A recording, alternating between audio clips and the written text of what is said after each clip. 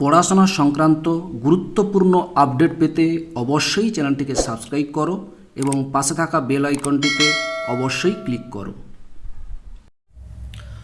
Welcome to Suvendu academy. Suvendu একাডেমিতে তোমাকে স্বাগত। আজ আমি এই ভিডিওতে আলোচনা করব তৃতীয় শ্রেণীর গণিত মডেল অ্যাক্টিভিটি টাস্ক 2021-এর পূর্ণমান 40 মার্কের। এটাই তোমাদের ফাইনাল মডেল অটের টাস্ক, 2021-এর সর্বশেষ মডেল অটের টাস্ক। এটা হচ্ছে পার্ট 8। এটা নিয়ে আজকের এই ভিডিওতে আমি আলোচনা করব। ভিডিওটি তুমি প্রথম থেকে শেষ পর্যন্ত দেখবে। যদি ভালো লাগে অবশ্যই একটা লাইক দেবে। আমার চ্যানেল নতুন হলে অবশ্যই চ্যানেলটিকে সাবস্ক্রাইব করবে।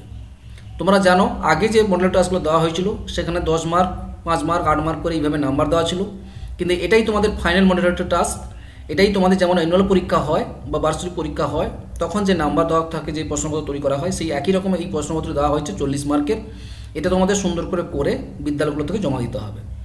যাই হোক, ভিডিওটি প্রথম থেকে শেষ পর্যন্ত দেখবে। একটু বড় হবে যেহেতু 40 মার্কের, প্রথম থেকে শেষ পর্যন্ত দেখবে। তোমাদের যেমন উত্তরগুলো ভালো করে বলে দেবো, উত্তরটা কী করে হচ্ছে সেটা সুন্দর করে বুঝিয়ে দেবো।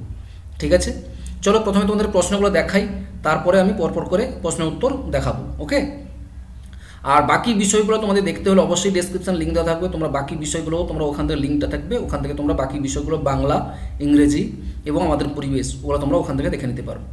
প্রথমে দেখো একে দাগে কী বলেছে, দেখো একে দাগে বহুমুখী উত্তরধ্বনি প্রশ্ন দেওয়া হয়েছে। এখানে 1 মার্ক করে প্রতি প্রশ্ন 7টি প্রশ্ন দেওয়া হয়েছে, 7 মার্ক দেখতে পাচ্ছ। দেখো 1.1, 1.2, 1.3, 1.4, 1.5 এবং 1.6, 1.7, টোটাল 7টি প্রশ্ন দেওয়া হয়েছে।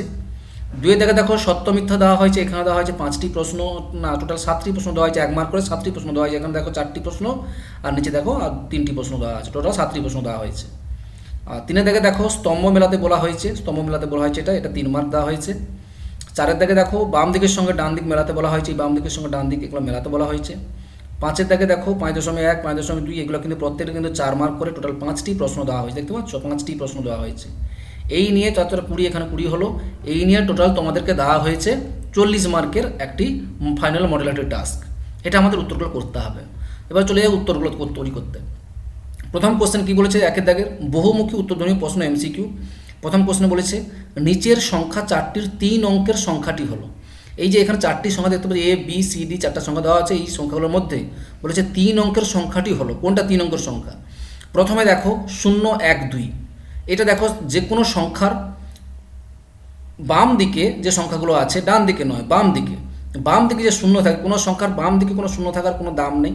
এই জন্য 0, 12 সেটা শুধু হবে শুধু 12। এখানে দেখো এটা কিন্তু 3 অঙ্কের সংখ্যা, একক, দশক, শতক, 102 হচ্ছে 3 অঙ্কের সংখ্যা। এটাও দেখো সামনে যদি শূন্য থাকে, এটা তো এমনি হচ্ছে না, এটা তো শুধু হচ্ছে 1। ঠিক আছে, আর এটা হচ্ছে 10। তাহলে নিয়ম দেখতে পাচ্ছি বি, উত্তরটা হবে এখানে বি। আমি একটু করে দিয়েছি, দেখে নাও। 0, 1, 2 মানে হচ্ছে শূন্য থাকবে না, তাহলে শুধু হলো 12, তারপরে 102, তারপর 0, 1 মানে হচ্ছে 1, আর এখানে 10। এটা তো দুটো অঙ্কের, এইটাই হচ্ছে 3টি অঙ্কের, আর এটা হচ্ছে একটা অঙ্কের, এটা হচ্ছে 2টি অঙ্কের। তাহলে এখানে 3টি অঙ্কের উত্তরটা তাহলে কী হবে? উত্তরটা হবে বি, 102। আশা করি বুঝতে পেরেছো তুমি। তাহলে 3 অঙ্কের সংখ্যাটি হচ্ছে, উত্তরটা হবে বি। পরে প্রশ্ন 2, 3, 4 সংখ্যা 3টি দিয়ে গঠিত 3 অঙ্কের সব থেকে বড় সংখ্যাটি হলো। এটা খুবই সহজ জিনিস, দেখো তুমি পারবে। যেহেতু সব থেকে বড় সংখ্যা সাজাতে বলেছে, তাহলে এই সংখ্যাগুলোর মধ্যে থেকে 2, 3, 4 সব থেকে বড় সংখ্যা কোনটা? না 4। তারপর বড় সংখ্যা কত? 3, তারপরে 2। তাহলে সাজালে কি হবে? 4, 3, 2। কোথায় আছে দেখো 4, 3, 2? এই যে দেখো সিতে আছে 4, 3, 2। তাহলে 2, 3, 4 সংখ্যা দিয়ে গঠিত 3 অঙ্কের সব থেকে বড় সংখ্যাটি হলো সি, 432। আশা করি বুঝতে পেরেছো। বড় সংখ্যা যখন বের করতে বলবে, সব থেকে বড় সংখ্যাটা আগে নেবে, তারপরে বড় সংখ্যাটা নেবে, তারপরটা নেবে, এইভাবে পরপর করে নেবে। ঠিক আছে, 4-এর থেকে বড় 4, এখানে 4 আছে, তারপর 4-এর থেকে ছোটো হচ্ছে 3, তারপর তার থেকে ছোটো হচ্ছে 2, এভাবে 4, 3, 2। ঠিক আছে, আমি উত্তরটাও এখানে লিখে দিয়েছি, শুধু 2, 3, 4 এই 4টা সংখ্যা 4, 3, 2 হচ্ছে উত্তর। উত্তরটা হবে সি, 4, 3, 2। বুঝতে পেরেছো? যদি ছোট সংখ্যা বলতো ঠিক উল্টোটা হয়ে যেত, 2, 3, 4 যদি ছোটো সংখ্যা বলতো, যেহেতু এখানে বড় সংখ্যা বলেছে। পরে প্রশ্ন 238 ভাজিতক 3 করলে আমরা পাবো 238 সমান 3 গুণিতক 79 যুক্ত 1। এখানে ভাগফল কত? দেখো এই যে 238কে 3 দিয়ে যখন ভাগ করব আমরা কি কি পাবো? দেখো ভাজ্য সমান ভাজক গুণিতক ভাগফল যুক্ত ভাগশেষ। তাহলে এখানে ভাগফল কত হবে? ভাগফল দেখতেই পাচ্ছি, এখানে দেখতে পাচ্ছি 79। আমি দেখে নিই, আমরা একটা ভাগ করে নিই, তাহলে বুঝতে পারো। দেখে নাও, আমি করে দিয়েছি, দেখে নাও। 238কে আমি 3 দিয়ে ভাগ করেছি। 3টা কিনা 3টা হচ্ছে ভাজক, আর 238টা কিনা 238টা হচ্ছে ভাজ্য। এবারে ভাগ করলাম, 3 7 21, এখানে 2 নামলো 28, 3 9 27, তাহলে 1 চলে এলো, তাহলে এটা হচ্ছে ভাগফল, এটা হচ্ছে ভাগশেষ। তাহলে 238 সমান 3 গুণিত 79 যুক্ত 1, মানে ভাজ্য সমান ভাজক গুণিত ভাগফল যুক্ত ভাগশেষ। তাহলে এখানে ভাগফল কত বেরোলো, না ভাগফলটা বেরোলো 79, ঠিক আছে, 79, তাহলে ভাগফলটা হচ্ছে 79, তাহলে উত্তরটা কী হবে, উত্তরটা হবে সি, 79। আশা করি বুঝতে পেরেছো তুমি। পরের প্রশ্ন, সচিনের রান 128, সংখ্যাটিতে 2-এর স্থানীয় মান। দেখো সচিনের রান হচ্ছে 128, সংখ্যাটিতে 2-এর স্থানীয় মান কত, না 2-এর দেখো একক দশক, 2-এর স্থানীয় মান নিশ্চয়ই কত হবে, 2-এর পর একটা শূন্য, যেহেতু দশকে আছে, মানে 2 গুণিতক 10। সচিন 128 সংখ্যাটির 2-এর স্থানীয় মান কত হবে, না 2-এর স্থানীয় মান হচ্ছে এই এটাকে একক দশকে ঘরে আছে, তাহলে 2 গুণিতক 10 মানে 20, ঠিক আছে। তাহলে আমি করেছি, দেখো বুঝতে পারবে। 128 সংখ্যাটিতে 2-এর স্থানীয় মান হচ্ছে 20। এবারে 128 সংখ্যাটিতে 1-এর স্থানীয় মান কত হবে, না 1-এর স্থানীয় মান যদি করি তাহলে 1-এর পর 100 গুণ, 1-এর সঙ্গে 100 গুণ করলে কত হবে 100, দুটো শূন্য আছে তাহলে 100। তাহলে 20 বেশি না 100 বেশি, না নিশ্চয়ই 100টা বেশি, তার 20টা তাহলে কম। তাহলে উত্তরটা হবে এখানে কি বি, 1-এর স্থানীয় মান থেকে কম। তাহলে 1-এর স্থানীয় মান কত 100, তাই 100 থেকে কত 20টা কম, তাহলে উত্তরটা হবে 1-এর স্থানীয় মান থেকে কম। কারণ এখানে যে অপশানগুলো দেওয়া আছে দেখে নাও, 1-এর স্থানীয় মান থেকে বেশি কখনো হবে না, 1-এর স্থানীয় মান তো 100, তার থেকে 20টা নিশ্চয়ই বেশি হবে না। তাহলে এটা হবে 1-এর স্থানীয় মান থেকে কম, তাহলে 1-এর স্থানীয় মান কত হলো 100, তার থেকে 20টা হচ্ছে কম, তাহলে এটা উত্তর হবে 2 তো হবে না, আর 200 হবে না, তাহলে উত্তরটা হবে বি, 1.4-এর উত্তরটা হবে বি। পরে প্রশ্ন, 52 গুণিতক 3 সমান কি লিখতে পারি। দেখো এটা আমি করেছি, এটা এইভাবে করবে। 52 গুণিতক 3, 52কে লিখতে পারি 50 যুক্ত 2, 50-এর সঙ্গে 2 যোগ করলে হচ্ছে 52 গুণিতক 3। এবার 3টা প্রত্যেকটার সঙ্গে গুণ হয়ে যাবে, 50 গুণিতক 3 যুক্ত 2 গুণিতক 3। এই অপশান কোথায় আছে, না উত্তরটা হচ্ছে বিতে আছে, 50 গুণিতক 3 যুক্ত 2 যুক্ত 3, তো উত্তরটা হবে বি। 1.5-এর উত্তরটা কি হলো, 1.5-এর উত্তরটা হলো বি, 50 গুণিতক 3 যুক্ত 2 যুক্ত 3, 2 গুণিতক 3।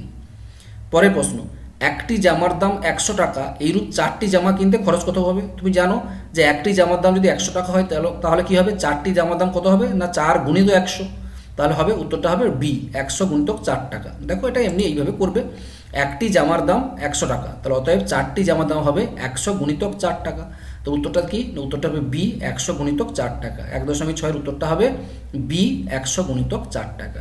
আশা করি বুঝতে পেরেছ। পরের প্রশ্ন, 360-কে 3 দিয়ে ভাগ করলে ভাগফলে শতকের ঘরের অঙ্কটি হলো কত। তাহলে 360-কে 3 দিয়ে ভাগ করি, যেটা ভাগফল হবে, দেখি আমি ভাগ করে কি আসে দেখি। দেখো 360-কে আমি 3 দিয়ে ভাগ করেছি, তো ভাগ করলে কত হবে, দেখো 3 1-এ 3, এখানে 6 নামলো, 3 2 6, এখানে 0 3 0 0, তাহলে 120। তাহলে 120 দেখছো 120কে ভাবলাম একক দশক শতক, ঠিক আছে। এখানে তোমার কোশ্চেনে কি বলেছে, 360-কে 3 দিয়ে ভাগ করলে ভাগফলের শতকের ঘরের অঙ্কটি কত, শতকের ঘরে। তাহলে একক দশক শতক, শতকের অঙ্কটি কত আছে, না 1, একক দশক শতকের ঘর কত আছে 1, তাহলে উত্তরটা হবে সি 1। আশা করি বুঝতে পেরেছ। 360-কে 3 দিয়ে ভাগ করলে যেটা হবে ভাগফলের শতকের ঘরের অঙ্কটি কত। শত হচ্ছে এই যে আমি সাজিয়েছি এইভাবে 120-কে একক দশক শতক হিসাবে, শতকের ঘরে দেখতে পাচ্ছি 1 আছে, তাহলে উত্তরটা হবে সি দাগের 1, তাহলে 1.7-এর উত্তরটা হবে 1, সি দাগের 1।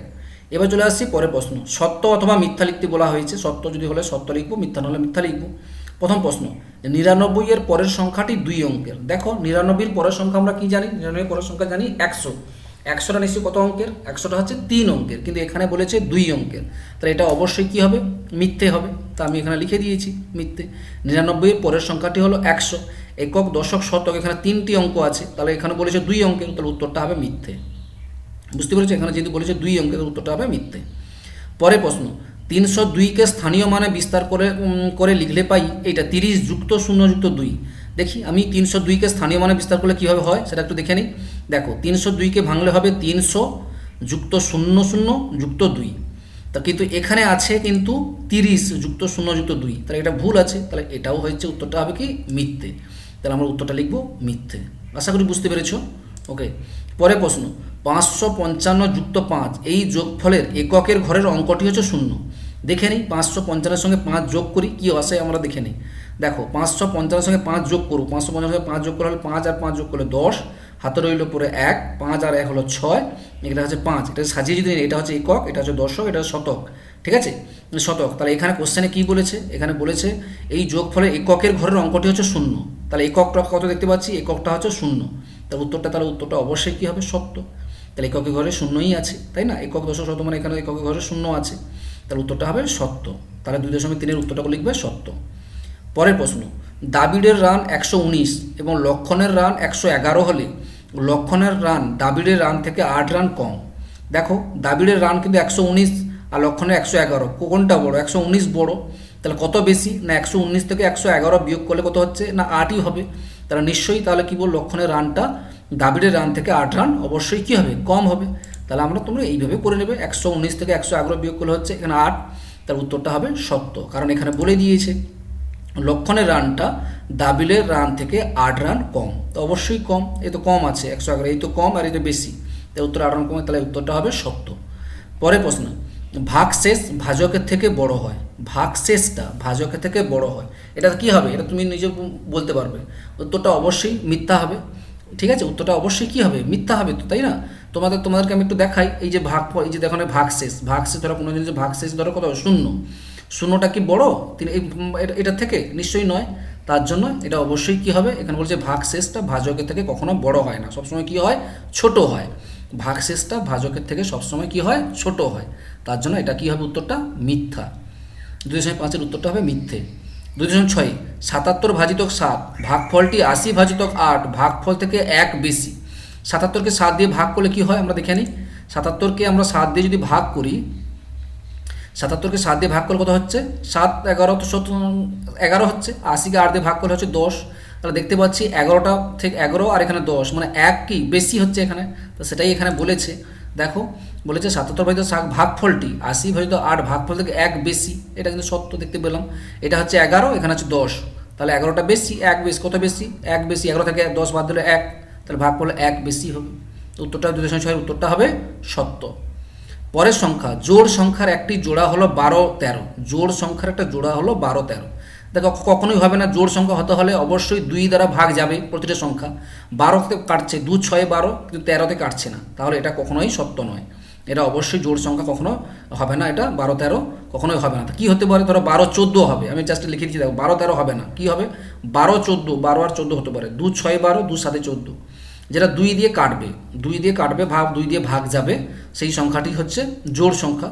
কিন্তু এই উত্তরটা যেহেতু 12 13 আছে, তাহলে এর উত্তরটা হবে এখানে মিথ্যে। আশা করি বুঝতে পেরেছো, এটা হচ্ছে মিথ্যে হলো। ঠিক আছে, সকলে বুঝতে পেরে গেছো। এবার চলে আসছি স্তম্ভ মেলাতে বলেছে। স্তম্ভ মেলাতে বলেছে প্রথম স্তম্ভ দ্বিতীয় স্তম্ভ। এখানে আছে 205, 202, 250, 500 থেকে 20 বেশি।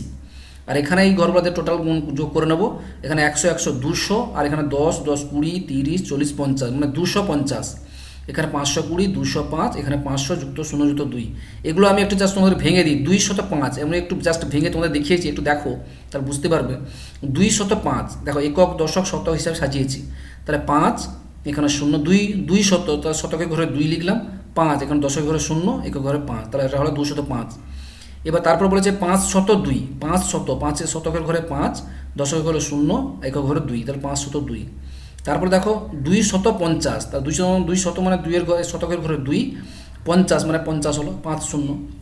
এবার 500 থেকে 20 বেশি। 20 বেশি মানে 500-র সঙ্গে 20 যোগ করবো। 500 যুক্ত 20 মানে কত? 520। আর এখানে এইগুলো সবগুলো যোগ করলে বলেছি 250। এখানে 520 আছে, এখানে 205 আছে, আর 500 যুক্ত 0 যুক্ত 2 মানে হচ্ছে 502। এগুলো আমি সব ভেঙে ভেঙে দেখিয়ে দিলাম। এবার দেখতে পাচ্ছ যদি আমরা যদি মেলাই, তাহলে দেখতে পাচ্ছি 205 এই 205-এর সঙ্গে সমান হবে। এখানে দেখতে পাচ্ছি 502, 502টা এটার সঙ্গে সমান হবে।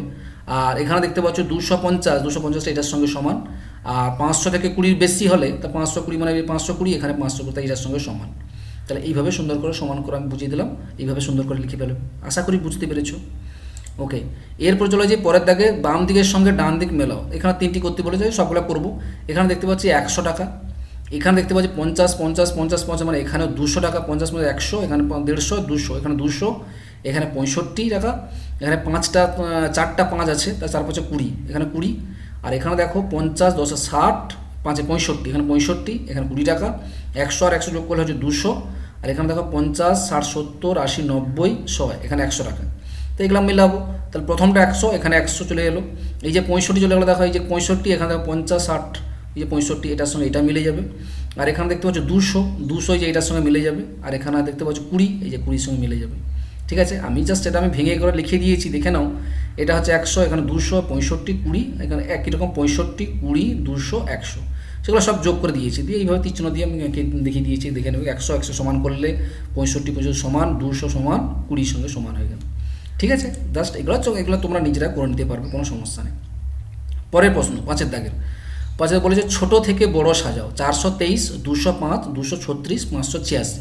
এখানে দেখতে পাচ্ছি প্রথম সংখ্যা যদি শতকের ঘরে দেখে নাও, শতকের ঘরে 4 আছে, এখানে 2 আছে, এখানে 2 আছে, এখানে 5 আছে। এখানে ছোটো থেকে বড় সাজাও, সব থেকে ছোটো কোনটা হচ্ছে দেখো, এখানে হচ্ছে 2, এখানেও 2, তারপরে আছে 0, তারপরে আছে 3, তাহলে নিশ্চয়ই 20টা এখানে অবশ্যই ছোটো হবে। তাহলে প্রথম সংখ্যাটা হবে 205, তারপরে হবে 236, তারপরে হবে 423, কার 4 আছে, আর এখানে 586। তার ছোটো থেকে বড়ো সাজালে কী হবে না, ছোটো থেকে বড়ো সাজিয়ে পাই 205, 236, 423 আর 586। সেটা আমি খাতা লিখে দিয়েছি, এটা এইভাবে তুমি লিখে দেবে। ছোটো থেকে বড়ো সাজিয়ে পাই 205, 236, 423, 586। ঠিক আছে, এইটুকু লিখলেই হবে।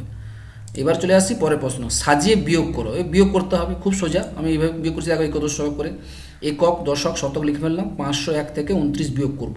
তাহলে যেহেতু দেখতে পাচ্ছি 1 থেকে 9 বিয়োগ করা যাবে না, তাহলে আমাকে 0 থেকে ধার নিতে হবে। 0 থেকে তো ধার নিতে পারবো না, প্রথম তাহলে এখান থেকে ধার নিতে হবে। তাহলে এখান থেকে ধার নিলে এখানে তখন কত হবে, 1 কমে যাবে, 1 কমে গেলে কত হবে, তখন 4 হয়ে গেল। এখান থেকে ধার নিলাম কত, 10, তাহলে এখানে হলো 10। এবার 10 থেকে কী করে, 10 কেটে এখানে ধার নিলাম, 10 কেটে এখানে ধার 1 কেটে দিলে এখানে হচ্ছে 9, আর এখানে চলে এলো 10, আর এখানে 11, তাহলে 11 হলো উপরে। তাহলে 11 থেকে 9 বাদ দিলে কত হচ্ছে না 2, 11 থেকে 9 বিয়োগ করলে হচ্ছে 2, আর এখানে থাকছে 9, 9 থেকে 2 বিয়োগ করলে হচ্ছে 7, আর এখানে পড়ে থাকছে 4, তাহলে এখানে 4 নিচে চলে এলো, তাহলে হলো কত 472 বিয়োগ। ঠিক আছে, এইভাবে সুন্দর করে করবে, একক দশক শতক করে এইভাবে সুন্দর করে বিয়োগটা করবে। আশা করি বুঝতে পেরেছো। পরের প্রশ্ন, আজ মাসুমের জালে 198টি রুই মাছ উঠেছে, আর দীপুর জালে 176টি রুই মাছ উঠেছে। কার জালে রুই মাছ কটা বেশি উঠেছে? তাহলে খুব ভালো, তাহলে দেখতে পাচ্ছি মাসুমের জালে বেশি উঠেছে 198টি, তারপর 176টি এখানে উঠেছে দীপুর জালে।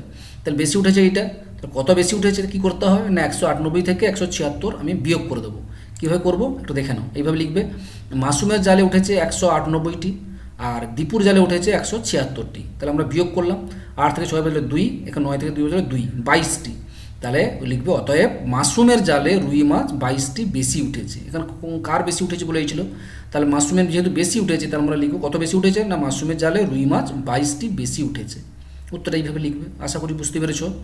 ওকে, এরপর চলে আসছি পরের প্রশ্ন, গুণ করতে বলেছে। 135-এর সঙ্গে 6 গুণ করতে বলেছে। খুব সোজা, কীভাবে গুণ করবে দেখো, এইভাবে গুণ করবে 135কে। দেখো 6 5 30, হাতে থাকলো 3, 3টে উপরে একটা গোল করে দিলাম। এবার দেখো 6 3 18, 18-র সঙ্গে 3 যোগ করো, 18 19 20 21, 21-এর 1 হাতে রইল 2, 2টা আমি উপরে গোল করে দিলাম। 6 1 6, আর 2 যোগ করলে কত, 6 7 8, এই হলো 810। তাহলে এইভাবে সুন্দর করে গুণ করবে। ঠিক আছে, ওকে। এরপর চলে পরের প্রশ্ন, বলেছে 605টি আপেল 6টি বাক্সে সমান সংখ্যায় রাখলে প্রত্যেকটি বাক্সে কতগুলো আপেল রাখা হলো, বাক্সের বাইরে কতগুলো রইল। খুব সোজা, তো সমান সংখ্যক রাখতে হলে অবশ্যই 605কে 6 দিয়ে ভাগ করতে হবে। তা দেখো 6কে ভাগ করে দিচ্ছি আমি, কীভাবে হচ্ছে দেখো, এইভাবে 605কে ভাগ করছি, 6 1 6, তাহলে 0 চলে এলো, 0-র জন্য একটা 0 চলে এলো, 0, আবার এখানে 5 নেমে গেল, তাহলে 6-এর সঙ্গে 0 করলে 0, তাহলে এখানে থাকলো কত 5, তাহলে এখানে হলো 100। তাহলে প্রতিটি বাক্সে 100টি করে রাখবো, আর পড়ে থাকবে কত 5টি। তাহলে এইভাবে লিখবে, অতএব প্রত্যেকটি বাক্সে 100টি আপেল রাখা হলো এবং বাক্সের বাইরে 5টি রইল। বাক্সেস পড়ে আছে 5টি, তাহলে বাক্সের বাইরে 5টি রইল, আর প্রত্যেকটি বাক্সে 100টি করে আপেল রাখা হলো। বুঝতে পেরেছো? তাহলে এই হচ্ছে টোটাল তোমাদের প্রশ্ন যেগুলো দেওয়া হয়েছিল 40 মার্কের। এই প্রশ্ন উত্তরটা রেডি করে দেওয়া হলো। ভিডিওটি তোমাদের কেমন লাগলো অবশ্যই কমেন্টে জানিও। ভিডিও যদি ভালো লাগে অবশ্যই একটা লাইক দিও। আমার চ্যানেল নতুন হলে অবশ্যই চ্যানেলটিকে সাবস্ক্রাইব করো, এবং তোমাদেরকে বললাম আগের এবং বাকি বিষয়গুলো অবশ্যই দেখতে হলে ডেসক্রিপশন লিঙ্ক দেওয়া থাকবে, ওখান থেকে তোমরা বাকি বিষয়গুলো দেখে নিতে পারো। সকলে ভালো থাকো, সুস্থ থাকো, ধন্যবাদ।